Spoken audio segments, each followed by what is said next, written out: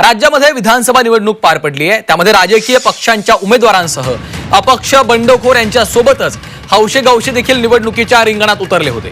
निवडणूक लढवण्यासाठी उमेदवाराला काही रक्कम डिपॉझिट स्वरूपात निवडणूक आयोगाकडे जमा करावी लागते। डिपॉझिटची ही रक्कम 10,000 रुपये इतकी आहे। तर SC/ST उमेदवारांसाठी डिपॉझिटची रक्कम 5,000 रुपये आहे। मात्र एकूण वैध मतांपैकी 1/6 कमी मतं मिळाल्यास संबंधित उमेदवाराचं डिपॉझिट जप्त होतं। यंदाच्या विधानसभा निवडणुकीमध्ये अशा 4,136 पैकी 3,515 उमेदवारांचं डिपॉझिट जप्त झालंय। हा आकडा 85% इतका आहे। या उमेदवारांचं डिपॉझिट जप्त झाल्यामुळे निवडणूक आयोगाला तब्बल 3.5 कोटी रुपये मिळालेले आहेत। निवडणुकीमध्ये उमेदवारांचं डिपॉझिट जप्त झाल्यामुळे आता निवडणूक आयोगाला मोठा धनलाभ झालेला आहे।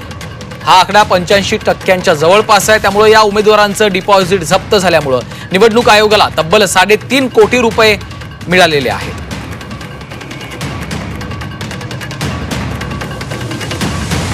निवडणूक लढवण्यासाठी उमेदवाराला काही रक्कम डिपॉझिट स्वरूपात निवडणूक आयोगाकडे जमा करावी लागते। डिपॉझिटची ही रक्कम 10,000 रुपये इतकी आहे। तर SC/ST उमेदवारांसाठी डिपॉझिटची रक्कम 5,000 रुपये इतकी असते। मात्र एकूण वैध मतांपैकी 1/6 कमी मतं मिळाल्यास संबंधित उमेदवाराचं डिपॉझिट जप्त होतं आणि यंदाच्या विधानसभेच्या निवडणुकीमध्ये अशा 4,136 पैकी 3,515 उमेदवारांचं डिपॉझिट जप्त झालेलं आहे। त्यामुळे हा आकडा 85% जवळ आहे, 85% इतका आहे।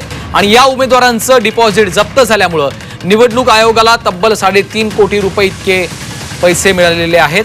निवडणूक लढवण्यासाठी यंदा अनेक उमेदवारांसह अपक्ष आणि बंडखोर देखील निवडणुकीच्या रिंगणात उतरलेले होते। त्यामुळे आता निवडणूक आयोगाला डिपॉझिटची रक्कम जप्त करण्यात आल्यामुळे मोठा धनलाभ झाल्याचं देखील आपण पाहतोय।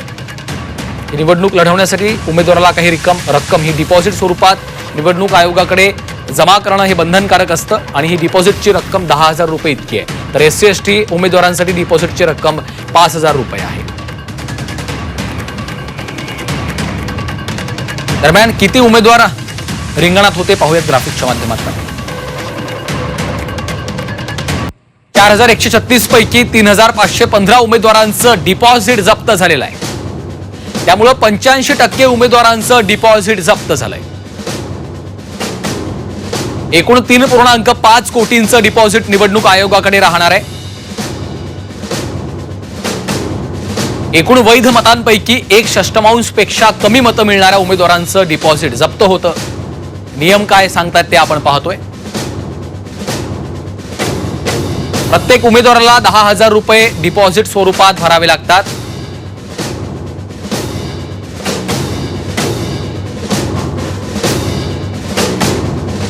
SC/ST उमेदवारांसाठी डिपॉझिटची रक्कम महाविकास आघाडीच्या 22 उमेदवारांचं डिपॉझिट जप्त होतं।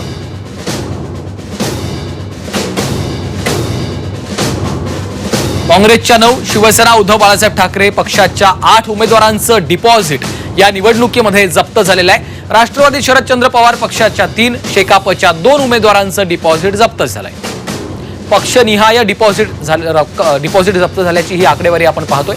तर शिवसेनेच्या 1 उमेदवाराचं डिपॉझिट जप्त झालेलं आहे। राष्ट्रवादीच्या 5 उमेदवारांचं डिपॉझिट जप्त झालेलं आहे। तर मनसे आणि वंचितचे काही उमेदवार वगळता बहुतेकांचं डिपॉझिट जप्त झालेलं आहे।